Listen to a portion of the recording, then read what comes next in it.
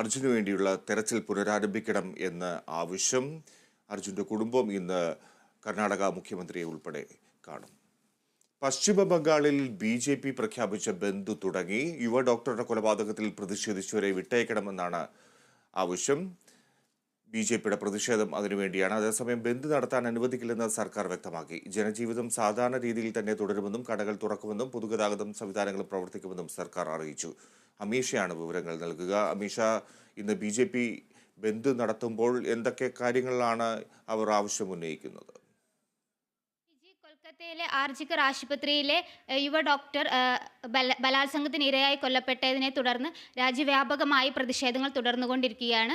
കഴിഞ്ഞ ദിവസം സെക്രട്ടേറിയറ്റിന് മുന്നിലേക്ക് വിദ്യാർത്ഥികളുടെ നേതൃത്വത്തിൽ മാർച്ച് നടന്നിരുന്നു. ഈ മാർച്ച് വലിയ രീതിയിലുള്ള സംഘർഷത്തിലാണ് കലാശിച്ചത്. പോലീസുകാരും വിദ്യാർത്ഥികളും തമ്മിലുള്ള ഏറ്റുമുട്ടൽ വരെ ഉണ്ടാവുകയും വിദ്യാർത്ഥികൾക്ക് നേരെ പോലീസുകാർ ജലപീരങ്കി പ്രയോഗിക്കുന്ന ഒരു സാഹചര്യം വരെ ഉണ്ടാവുകയും ചെയ്തിരുന്നു. ബംഗാൾ മുഖ്യമന്ത്രി മമതാ ബാനർജി രാജിവെക്കണം എന്ന ആവശ്യത്തെ ഉന്നയിച്ചുകൊണ്ടാണ് വിദ്യാർത്ഥികളുടെ നേതൃത്വത്തിലുള്ള പ്രതിഷേധം ഉണ്ടാവുന്നത്.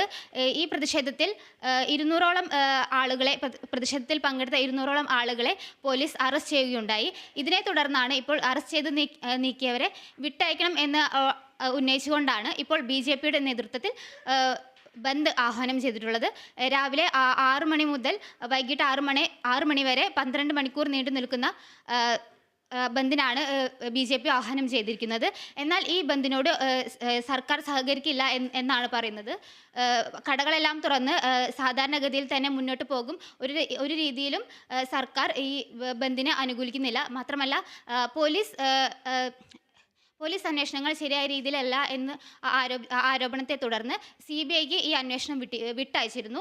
അതേ തുടർന്ന് 12 പോലീസുകാരെ CBI ചോദ്യം ചെയ്തു കഴിഞ്ഞിരുന്നു.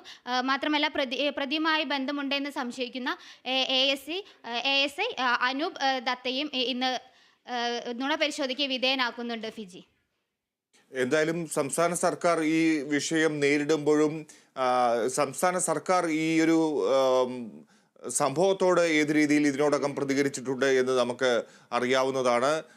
കാരണം യുവ ഡോക്ടറുടെ കൊലപാതകത്തിൽ അന്വേഷണവും മറ്റും ഏത് രീതിയിൽ പുരോഗമിക്കുന്നുണ്ട് എന്നത് എത്രമാത്രം ഇപ്പോൾ നമുക്ക് വ്യക്തമാകുന്നുണ്ട്. ഫിജി, തുടക്കം തൊട്ട് പോലീസ് ഈ കേസ് അന്വേഷിച്ച് വരുമ്പോൾ ആദ്യം പറഞ്ഞിരുന്നത് ഇതൊരു കൂട്ടബലാത്സംഗമായിരുന്നു എന്നാണ്. എന്നാൽ CBIയിലേക്ക് അന്വേഷണം എത്തിയപ്പോൾ ഇത് കൂട്ടബലാത്സംഗത്തിനുള്ള ഒരു സാധ്യതയില്ല, ഒരാൾ മാത്രമാണ് ഇതിൽ ഉൾപ്പെട്ടിട്ടുള്ളത് എന്നുള്ള രീതിയിലുള്ള അന്വേഷണമാണ് പിന്നീട് പുരോഗമിച്ചിരിക്കുന്നത്. ഇതേ തുടർന്നാണ് അന്വേഷണത്തിൽ വലിയ രീതിയിലുള്ള വീഴ്ചകൾ സംഭവിച്ചു എന്നതിനെ തുടർന്നാണ് CBIക്ക് പിന്നീട് ഈ അന്വേഷണം കൈമാറുന്നതും പോലീസുകാരിൽ സംശയം ഉണ്ടാവുകയും നിരവധി പോലീസുകാരെ ചോദ്യം ചെയ്തു വരികയും ഇപ്പോൾ പ്രതിയുമായി പോലീസുകാർക്ക് നേരിട്ട് ബന്ധമുണ്ട് എന്നുള്ള തരത്തിലുള്ള ആരോപണങ്ങൾ എല്ലാം ഉയർന്നതിനെ തുടർന്നാണ് പോലീസുകാരെ ഈ ചോദ്യം ചെയ്യലിൽ വിധേയമാക്കുന്നതുമെല്ലാം. എന്നാൽ ഇപ്പോൾ ഈ ബന്ദ് ആഹ്വാനം ചെയ്തതിനു ശേഷം സർക്കാർ ഒരു തരത്തിലും ഈ ബന്ദിനോട് അനുകൂലിക്കുന്നില്ല. ഒരു രീതിയിലും അനുകൂലിച്ചു പോവുകയോ കടകളെല്ലാം തുറന്ന് സാധാരണഗതിയിൽ തന്നെ മുന്നോട്ട് പോകുമെന്ന് തന്നെയാണ് സർക്കാർ പറയുന്നത്. ശരി അമീഷ, പശ്ചിമബംഗാളിൽ BJP പ്രഖ്യാപിച്ച ബന്ദ് തുടങ്ങിയിരിക്കുന്നു. യുവ ഡോക്ടറുടെ കൊലപാതകത്തിൽ പ്രതിഷേധിച്ചവരെ വിട്ടയക്കണം എന്നാവശ്യപ്പെടാനാണ് BJPയുടെ പ്രതിഷേധം. തിരികെ എത്താം ഇടവേളയ്ക്ക് ശേഷം.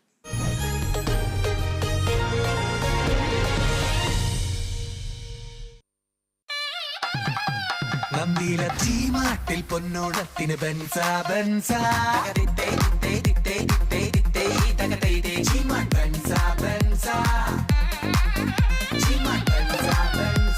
Nandila G-Mart ബെൻസ offer. ഗോപു നന്ദില G-Martൽ നിന്നും